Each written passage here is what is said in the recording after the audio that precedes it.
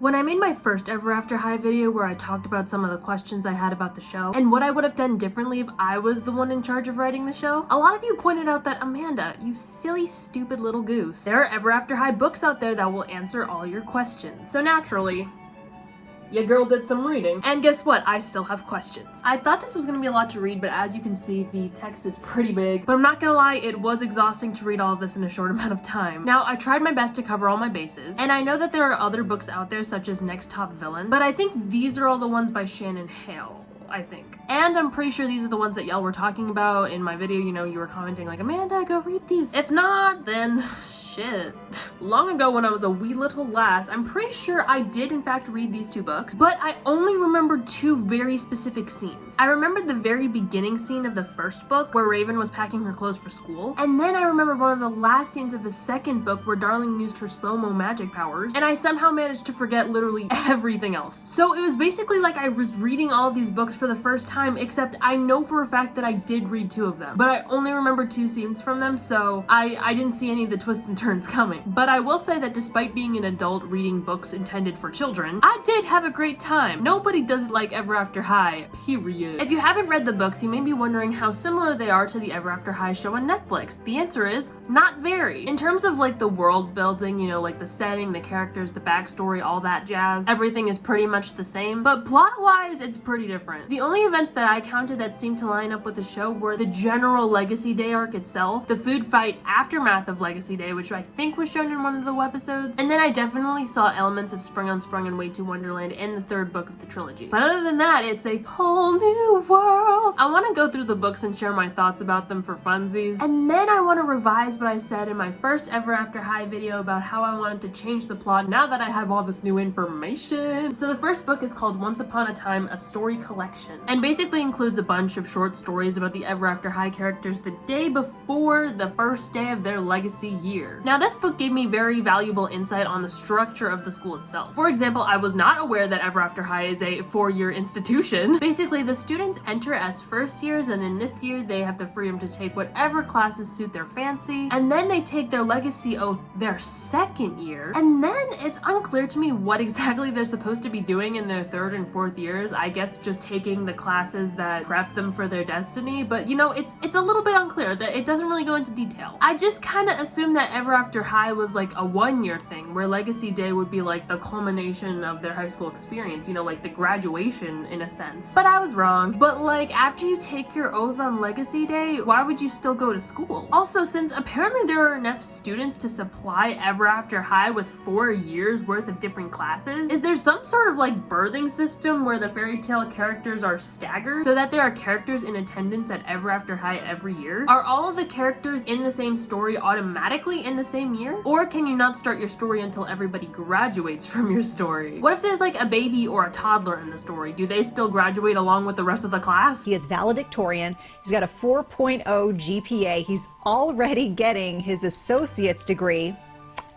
And he's 12 years old. The first short story we read about is Cedar's. Apparently Cedar lives with her father, Pinocchio, who at this point is a full-on man, and also Geppetto, who is her grandfather, and apparently they live in this lovely little village that is an attraction for tourism. It is unclear who exactly these tourists are. Are they the readers? I mean, I don't think so, because in one of the later books, it specifies that there is a literal physical fourth wall that you cannot cross. So then maybe they're like the peasants of the stories? I'm not super sure. Throughout these books, whenever we focus on Cedar, she's always going through some sort of existential crisis, which, you know, I'm all about. Apparently she's cursed with kindness and the ability to tell the truth. So she's constantly questioning whether she's a kind person or, you know, even has a personality, if she doesn't even have any authority over these actions, which are valid points. I mean, if she's made to be kind, then does she have an actual personality, or is she just being like forced into this personality? I mean, these are interesting questions. It then goes on to describe how she can't really experience anything, like emotions or pain, even senses of smell. Like, she can only imagine all of these things, which raises the question, then is she actually living, and can she die? It's also interesting how she's pulled between being a royal and a rebel, because I mean, she wants to follow her destiny in order to become real, but she doesn't feel that it's ethical for people to be forced into destinies, which again are valid points. Then we get Apple's point of view, and we find out that she has some insecurities about being blonde, which I didn't even realize. I mean, Snow White classically has black hair, and I did wonder about their stylistic choice to make her blonde, but I actually think it works really well with her character. It's a little bit like the whole Annabeth Chase thing with stereotyping blonde women to be stupid and, you know, just like all about the looks. All the more so because Snow White is a fairy tale, you know, focused on appearance with the whole fairest one of them all thing. So I did like that detail. I think that's pretty interesting. Also, apparently when she was a child, she accidentally fell down a well and almost drowned, and now she has this like really severe trauma about unpredictability, and that's why she clings so hard to the safety of her fairy tale, because without it, you know, she could fall down a well again. Also, she has glasses. Fun fact, she's a nearsighted bitch like myself. Raven's story did give me a lot of the backstory and the angst that I was craving. So much trauma, Raven sweetie, I'm so sorry. Before Raven's mother was in prison, she was constantly being tattled on by all of these like shadow creatures who would tell on her whenever she did something nice, and then her mother would constantly punish her for that. And her mother's idea of like one-on-one bonding experience would be bringing Raven to like war room meetings, meeting villainous creatures. Raven's mom even turned Raven's pet puppy into some sort of bone rat. If that's not traumatizing, I don't know what is. I also didn't even know Raven had a dad who was like alive and well, and he happens to be the good king, which I guess is interesting because Raven, you know, in a sense takes a little bit after him. If all of the evil queens had good king blood in them, then why were they all evil? Then maybe they weren't all evil, they were just, you know, fulfilling their destinies. But you know, all of this is very interesting. I thought that maybe the first generation of fairy tale characters were the parents of, you know, Apple and Raven, but apparently not. Apparently this school and these stories have been going on for generations and generations, which I guess makes sense, but at the same time, I feel like the more these stories go on, the more the birthing question gets, you know, more complicated. Because if you think about it, okay, so if you think about it like a play, you have these cast of characters where there are the main characters, a bunch of extras, so then they all have to reproduce in order to create the same story again, but with their offspring. So I guess you have like the peasants, I call them peasants, the extras mating with the main cast, but then you also have the extras mating within each other. Like how, I don't know. I feel like it can get messy along the way. Do you know what I mean? I mean, the books did mention that it was pretty messy and that you shouldn't really think too hard about it, but I can't help it. In Briar's story, we learn that she has not 1, not 2, not 3, not 4. Okay, you know what? I can't keep doing this, but 8 younger brothers. God damn. We also learn that when she's asleep, she can hear people's conversations, you know, like within a certain proximity, but it's a large proximity, which is pretty cool. I mean, maybe that's how she gets all the tea. In Maddie's story, we see how the fact that she's from Wonderland is, you know, kind of isolating when it comes to meeting new people and making friends, which is so sad. Not my poor sweet Maddie. Also, it's interesting that the friendships in the books are presented as Apple, Briar, Blondie, with Apple and Briar being closer, and then Raven, Maddie, Cedar, where Maddie and Raven are the closer of the two, which is interesting. I think Cedar kind of like came out of nowhere for me, but maybe I was just being oblivious to the friendships presented in the show. I knew more so about Apple, Briar, and Blondie because I feel like I used to collect dolls, and on the back of the box I'm pretty sure it says who their like closest friends were, and maybe it said that for Raven and Maddie too, like their other close BFF was Cedar, but maybe I just didn't pay attention. Ashlynn's story was kind of fun because it shows the beautiful beginnings of Hunter and Ashlynn, my OTP. I learned that her clothes turn to rags every time she's late to somewhere, which is really inconvenient. It also raised some questions about her story because it says that she lives with her mom and then her step aunt. It gave me some questions because it talked about the end, you know, the end of the story, right? The known story. But then it made me wonder, like, what happens after the end? Like, are you free to do whatever you want, or are you permanently changed as a result of being like bound to your story? Like, if you had a personality beforehand like Raven and you sign the Storybook of Legends, do you like become evil as a result of the Storybook of Legends? But Storybook of Legends is fake, so then how does that work? And blah blah blah, I don't know. Also, you know, Ashlynn Ella, she ends up falling in love with someone who she's not supposed to, and also she knows the fact that as a result of signing the Storybook of Legends and fulfilling her destiny, her mom is gonna die. You said That's why your shoes raggedy. That's why your mama dead. Dead as hell. What shoes she got on? What shoes she got on her casket? That's why your granny ain't got no knees. So it makes me wonder why Ashlyn literally isn't full on like rebel, because who wants their mom to die and who wants to marry someone that they don't want to? I mean, girl. In the books, Ashlyn really wasn't a main character, but bro, did she cry a lot. She always seemed to be crying, which I felt really bad about, but Homegirl was depressed, and why wouldn't she be now that I'm thinking about it? I think my favorite part about this book as like a whole is the fact that, okay, so Ashlyn sees this mysterious guy in the woods. I wonder who he could be. And then she scurries back to her room, pulls something out from under her bed. I'm like, ooh, what could it be? It's a lumberjack calendar. Homegirl has a lumberjack calendar. Let me just read you a little something from this calendar. On winter evenings, Mr. December knits sweaters by the fire while humming show tunes. When Mr. September isn't hard at work lumberjacking, he loves to take his pet dogs on long walks. My girl has a type. That's so cute. And then I learned a lot of stuff about Hunter. He comes from a very macho family, like no emotions, very strict, very into eating meat, which is unfortunate because Hunter decided to become a vegan, in secret of course. And he also has a little sister named Fern, which had no idea about. Then there's this thing called the Huntsman to the Rescue pose, where every time he has to rip off his shirt very dramatically, and then a fanfare of invisible trumpets plays and nobody knows where it comes from. I also didn't know for some reason that Hunter would be in 2 stories, Little Red Riding Hood and Snow White. I mean, I guess that makes sense, and I'm pretty sure I might have heard that somewhere, but it just never registered. The Dexter and Darling Charming chapters address a lot of the issues that I had with the Charming family, you know, with the whole question of, isn't there probably incest in the royal families? I mean, maybe a little bit, but apparently they have some sort of system worked out. So there are many different Charmings and many princes available. I mean, you know, as we talked about previously, Briar has 8 younger brothers who will go on to probably be princes of different fairy tale stories, but you know, at the same time, it's like the whole thing is following your predetermined destiny of your parents. So I guess like a whole big section of Ever After High doesn't do that, you know, because Charmings, they're a substantial portion of the fairy tale characters. So they kind of have this little fun, unique little thing where they don't know who they're going to be exactly, which I think is kind of fun. The Storybook of Legends kind of like sorts them into respective roles, like the Sorting Hat from Harry Potter. Right. Okay. Prince Florian. The reason why Daring seemingly knows his destiny is because he's like deemed as the highest profile Charming, and as a result he gets the highest profile story, which at the moment is Snow White. So they just kind of put like 2 and 2 together and assume that he's going to get that role, which apparently was wrong. Spoiler alert. Also, you know how all the names of the Charmings are like positive adjectives? Well, I was reading and minding my own business when I came across the name Good Enough Charming. Someone named their child Good Enough.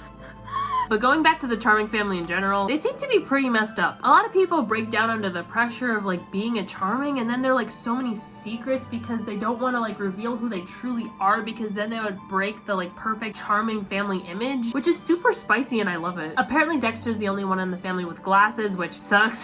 But it's also cool because in the books I liked how he wasn't portrayed as just a nerdy, geeky, inferior brother to Daring. He also has mad fighting skills too, like he was slaying beasts, he was doing all that jazz and I was loving it. But also, okay, so I was thinking about this, in the book it says that Dexter is constantly trying to like smooth down his hair, but alas, there is a cowlick that stands straight up, emphasis on the straight, because it reminded me of how in my Ever After High ship video I was talking about how Darling and Daring would both be gay, and then someone in the comments pointed out how that would make Dexter the token straight sibling, and I was like, Miss Shannon, is this symbolism? It probably definitely wasn't, but it did make me chuckle. As I mentioned before, Darling has slow-mo powers, which is kind of neat, and she's a girl boss, but we already knew that. I also didn't know that Darling and Dexter are twins, but I mean, like, now that I think about it, it kind of makes sense because in the book they definitely did have like a super cool sibling bond that seemed like kind of special, so I thought that was pretty cool. Then we get a little insight on the Wonderland kids. Maddie lives with her dad in like the Bookend Village and the Mad Hatter's tea shop, but Lizzie and Kitty have to stay at the school all the time because they're basically homeless, which I never even thought about that. It's also interesting to me because as it stands, all the Wonderland kids pretty much want to follow their destiny, which is really interesting because, I don't know, it makes me kind of want to be a Wonderland kid because it seems like a fun time over there, not gonna lie. Also, it's mentioned in Kitty's chapter that she can hear the narrator as well, which is a little bit of a fun fact. And I also really liked Kitty's chapter because it kind of tied the whole story together. I mean, if you've read the book, you'll know what I mean. If you haven't, go read it. It's kind of a fun little time. Okay, now it's time time to move on to like the main trilogy of the book, starting with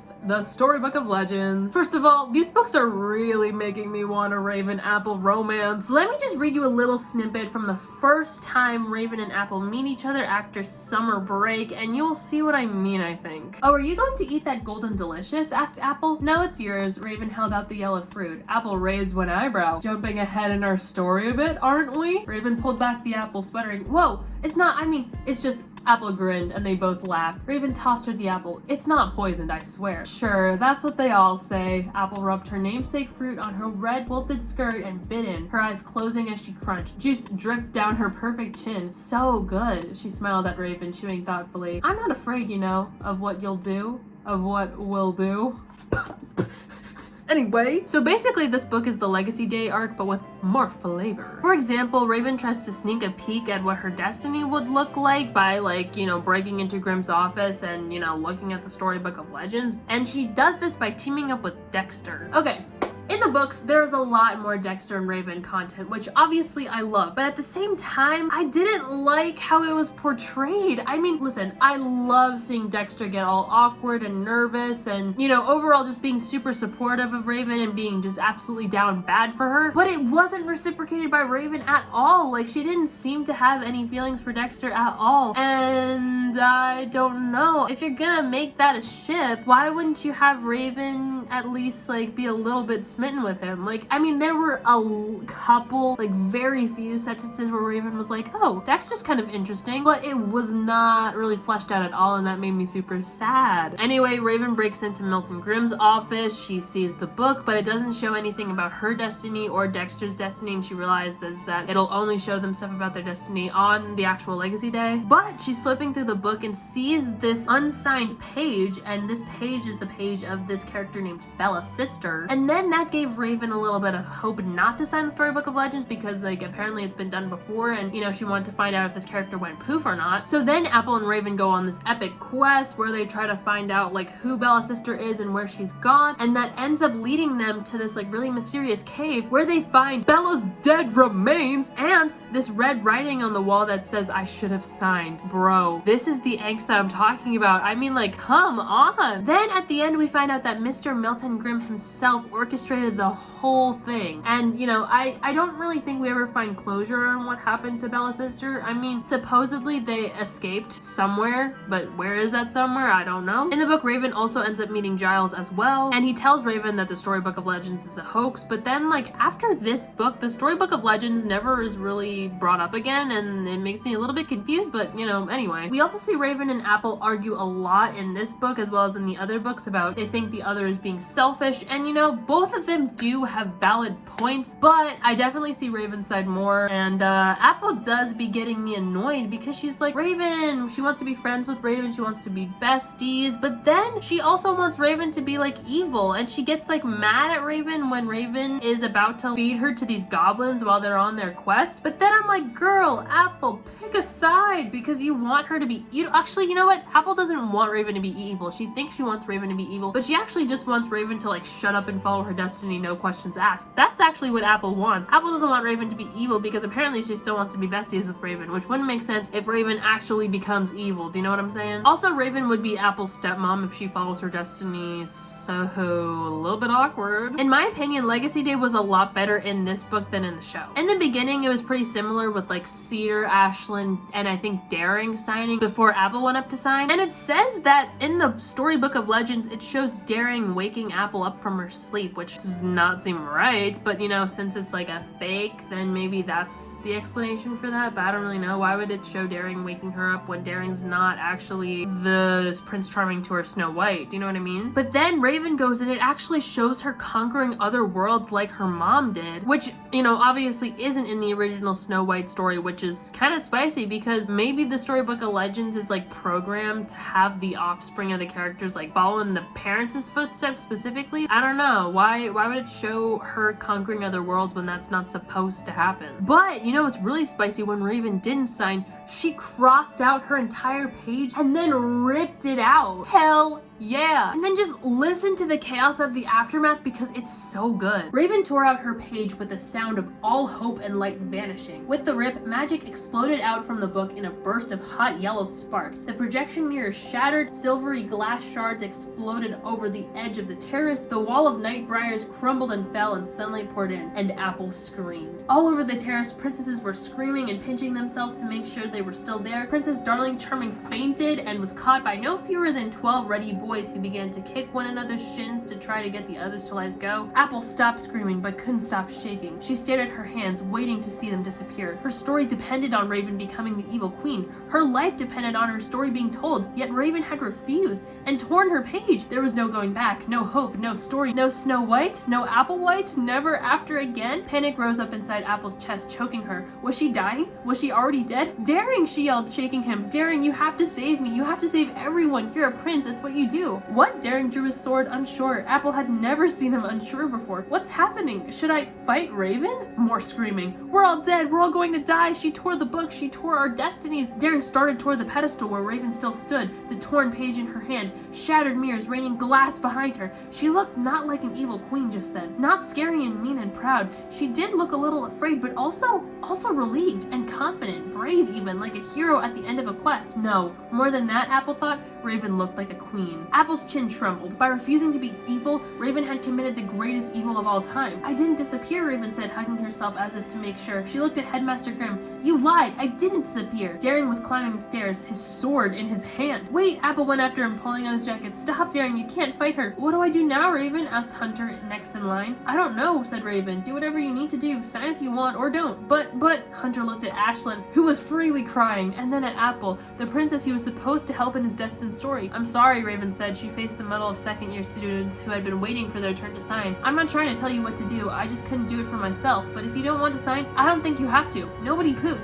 We can choose for ourselves. No, said Apple, hurrying back up the steps. Don't listen to her. She destroyed my story, but she can't be allowed to destroy yours too. You must sign. All of you must sign. Apple was sobbing. She reached the final step and pushed Raven aside, leaning over the podium to call out at the audience. Please don't throw away the stories. Don't turn your backs on your destinies. She's wrong. But Apple, Raven started. That is enough, said Milton Grimm. Are you kidding? That was crazy. That was so good. Then after that, the Royals and Rebels were super divided. Although Dexter was showing major Rebel solidarity, which I appreciated. Also, my boy Milton went absolutely off the rails and said, and I quote, I am Milton Grimm, my word is law, and those who break it will pay. Okay, Milty, okay. Then the book finished with Raven singing the theme song, blah, blah, blah, on to book 2. This book starts off with this thing called Yesterday, where current Ever After High students can seek advice from past Ever After High students. Raven visits Cerise's mom and finds out about the whole Hood family secret and ends up helping Cerise essentially come out to her village, which was interesting to see. Apple in the story is having a whole ass crisis because she realizes that none of the past fairy tale characters have had to deal with an unscripted catastrophe, and now she's the only royal who has to like come up with a solution on her own. Royal rebel tensions are still pretty bad, and then when Blondie accidentally opens the lock to the treasury, which is like where all the heirlooms of the fairy tales are kept, people started going wild. Then the book gave me this gem of a line if you would open your books to page 134. Apple saw Ashlyn Ella trying on a pair of elf-made shoes, her hands trembling as if she just couldn't help herself. Apple started toward her, intending to rally her royal friends into setting a good example, but she overheard Ashlyn say, if I were a shoemaker instead of a princess, then I can marry whomever I wanted. Hunter Huntsman set down his axe and took up a sword. What if I've been born a prince? He looked at Ashlyn. She blushed and turned away, her hand rising to her cheek where she'd been recently smacked with a soy turkey sausage patty. I've decided, Ash, Hunter whispered. I'm giving up on my destiny. I'm going to drop out of school and become a fisherman. Hunter, no! For one thing, you're a vegan. Then Milton Grimm stops the party as per usual, but he sees Maddie specifically with a broken unicorn trinket by her foot, and this unicorn happened to be the containment cell of the infamous Jabberwocky. Then Grimm decided to banish Maddie for breaking this unicorn, which it wasn't even confirmed if she did or not. So then Raven and Apple decide to seek help from the evil queen to make a spell that showed what actually happened in the treasury, and they only have 24 hours to solve the riddles that the queen gives them in order to find the ingredients for the potion. And dude, this is my shit. I I love riddles and 24-hour time frame and, you know, going on quests. Dude, I love Raven's mom in this book. I can't even lie. She's so sassy. Let me show you on this page 184. You need irrefutable evidence, said the queen. We have this book, Apple said, holding up the volume I. Is that Auntie Aesop's ridiculous complete compendium? Ugh, not only is she a complete bore, I know from personal experience that she cheats at cards. Anywho, I already know the spell and I'll teach it to you. Then you could drop that truth bomb in Grimm's face and laugh as he cringes at the realization of his own ignorance. It's not an actual bomb though, is it? Apple asked. No, that's a metaphor, my little fruit bat. Don't they teach you anything in that school? We know what a metaphor is, Mom. We're just making sure. Well, yes, there's making sure, and then there's being a fool. I also really appreciated the little interactions between Apple and Raven's mom because it showed their similarities, and then that makes Apple have even more of a crisis because she's like, wait, why do I have similarities with the evil queen? Anyway, surprise, surprise, the spell is in fact successful, and it shows everybody touching the unicorn, so then everyone is in trouble except for Maddie. Maddie, I never ended up touching the unicorn, ironically. Although what I didn't like about this whole book, you know, when Maddie was gonna be banished, everybody was like, damn, who's gonna make me laugh now? And I was like, bitch, that's not the reason why you should be saving her. But the Jabberwocky is in fact still out there, which leads us to book 3. Now, book 3 was basically Spring Unsprung, but better in my opinion. Y'all, in my Ever After High ship video, I said that I saw Daring and Lizzie as just friends, but now I'm kind of reconsidering. There were a lot of Daring and Lizzie moments that were in the book that were super cute, especially when they were in this play together. And first of all, the fact that Daring is canonically a theater kid is just everything. But anyway, Ever After High thought that they were safe from the Jabberwocky for a few years because, you know, usually it needs time to like hibernate and store up his powers, but it was woken up prematurely, and guess what it wanted to do? It wanted to change Ever After High into this like weird, messed up version of Wonderland. Everything was like Wonderland, but it was super messed up, and then everybody started changing into their names, you know what I mean? Like Apple turned into a physical apple, Raven turned into a physical raven, Cerise turned into a wolf, Blondie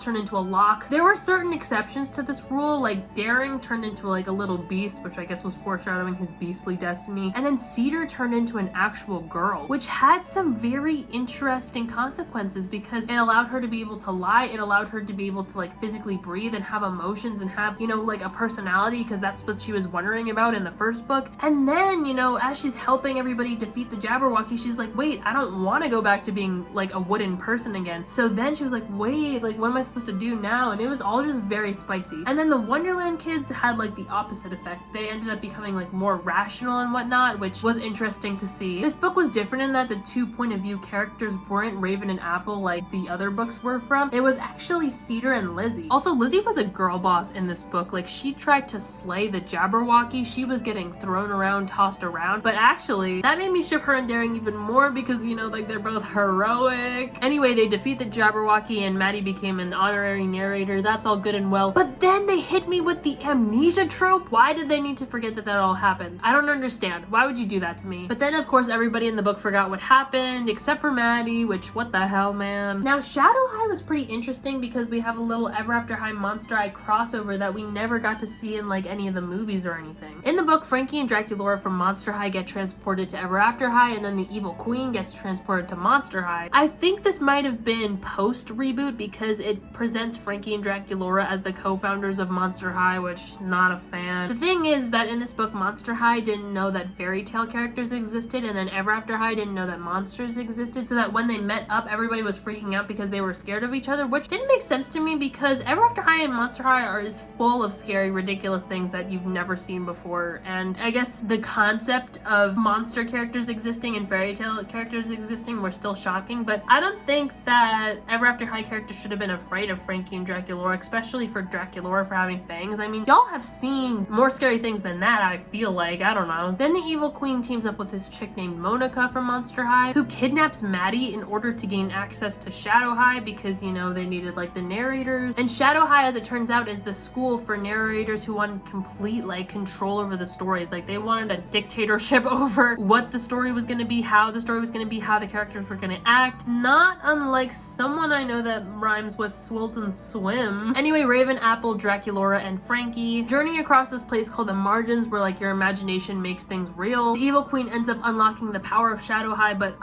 it causes this like volcano to erupt where the lava like makes things disintegrate into nothingness, which ends up being like the power of Shadow High's principle called misdirection, which you see what they did there. I'm not gonna lie, it was pretty spicy, and the evil queen ended up saving the day, spoiler alert, and she was supposed to die, but she didn't, of course, which disappointed me. I think that could have been really cool. Like, think about it. If the evil queen dying might have been like a wake-up call to Raven Queen, like, oh, this is what could happen when you don't follow your destiny. I mean, of course she wouldn't change her mind, but I think that would have been a really interesting internal conflict to grapple with. I forgot to mention that the narrator of the story was Brooke Page, who is the daughter of the two typical narrators that we usually hear. She's this little gal right here. I don't know if you recognize her, but she's like the Ever After High little logo girl, and that was pretty interesting. She had a little bit of a hand in saving the plot. Then they did this interesting thing where they absolutely demolished the fourth wall by creating an episode type situation where you literally get to choose the ending. Look, for example, like here's the start and it says like, what do you think will be the key to overtaking misdirection? And then it says, if you think this will happen, go to this page, and then you go to that page, and then you go to another page, and then at the end you actually get to write in the book your own ending, which I think that as a kid would have been super cool because I've never seen anything like this where there's such a direct interaction with the readers. Also throughout this story, I forgot to mention Frankie and Apple were kind of having a little bit of an enemies to lovers. Of course they did not end up as lovers, but I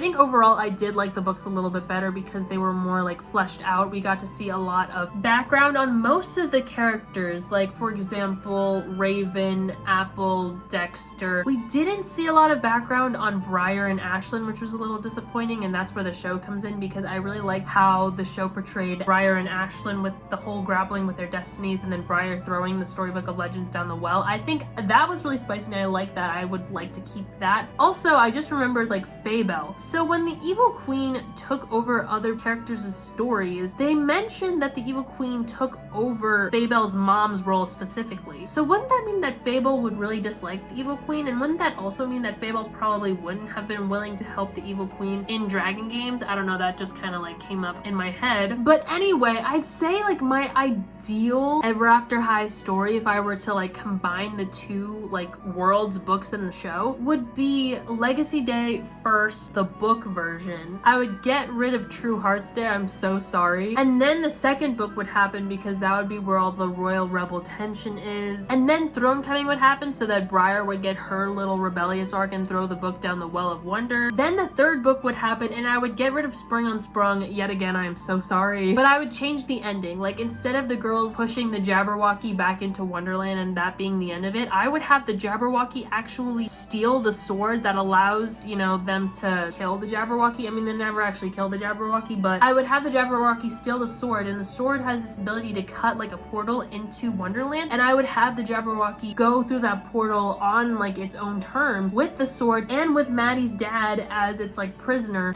But like the thing is that why would the Jabberwocky steal Maddie's dad if it doesn't need to, you know, suck all the wonder out of him anymore because, you know, it's going to Wonderland? And that is a great question that I will not be answering. But then after that, they're all like, how do we get back to Wonderland to save Maddie's dad and like blah blah blah and, you know, kill the Jabberwocky? And then Alistair and Bunny come up from the Well of Wonder and they say, hey, we have the Storybook of Legends. It ends up being fake, but then that's why they have to go back to Wonderland, both to save Maddie's dad and to get the real Storybook of Legends back. And then Way to Wonderland happens probably. But then, you know, I kind of like Dragon Games and I don't really know how that would fit in, and I also do want to see the evil queen save the whole Storybook universe by dying because I think that that would be really cool. But if there's some way for that to happen, that would be my ideal Ever After High story. But overall, I'd say these books were a very good read because they did give me a lot of insight into the Ever After High world, and it did answer a lot of my questions, and it made me long for more Daring and Lizzie. It made me long for more Dexter and Raven. It made me want to see more of the evil queen interacting with Raven and Apple because that was all really spicy because, you know, it showed the evil queen as is not entirely evil. You know, I think she's just the more extreme version of Raven, with wanting to like not be controlled by anybody, but you know, she's willing to sacrifice ethicality in the process, which is another argument of the story. I would have liked to see Apple have some sort of villainous arc because I think that would have been really cool. I wanted to see more characters rebel, like Briar and Ashlyn. I think that would have been super spicy. Also, I forgot to mention Briar and Fabel as a ship. I would have loved to see that come to fruition. I do in fact ship it. I really liked how Dexter was portrayed in the books. I don't know. I really liked his character in the books. I wish that he would have come out more. Also, if Daring and Lizzie didn't happen, then someone mentioned Daring and Sparrow. Imagine, bro. That would have been a really cool concept. I loved seeing Cedar grapple with who she is. I loved seeing Milton Grimm be more of like the bad guy in these books, and I think that that was like a really good addition. Someone said that they would have liked to see Snow White be like more of the bad guy. In the books, Snow White was not the bad guy at all. I think in Dragon Games they really like changed her character from the books. I don't know, I kind of like Snow White being like the sweet little Snow White in the books. I think that the real bad guy in the sense would have been Milton Grimm and how he's trying to like take control over everyone and like orchestrate everything. I think that that would have been really cool. Maybe someday in the future when I'm older and I have a lot of free time on my hands, I will create an Ever After High fan fiction, but you know, that probably won't happen anytime soon, if not at all. If someone out there has created a really good Ever After High fan fiction, let me know. I need to experience the magic of Ever After High all over again. Anyway, I hope y'all enjoyed this journey. I hope y'all have had a good day, and I'll see you next time. Go watch Ever After High. Bye.